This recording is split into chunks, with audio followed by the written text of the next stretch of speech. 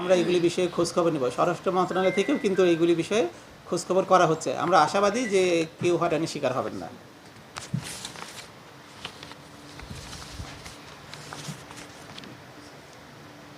আমাদের এক ভাই বলেছেন যে গম্ভীরা প্রকল্পের এখন কি অবস্থা।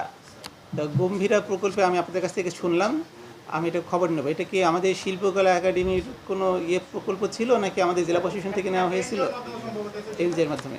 আচ্ছা আচ্ছা, ঠিক আছে, আমরা এটা খোঁজ জানবো। আর গম্ভীরা একাডেমি, আচ্ছা।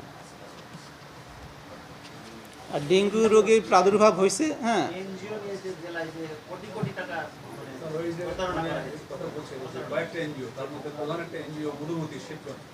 আচ্ছা, জেলখানা বোধহয় আছে নাকি?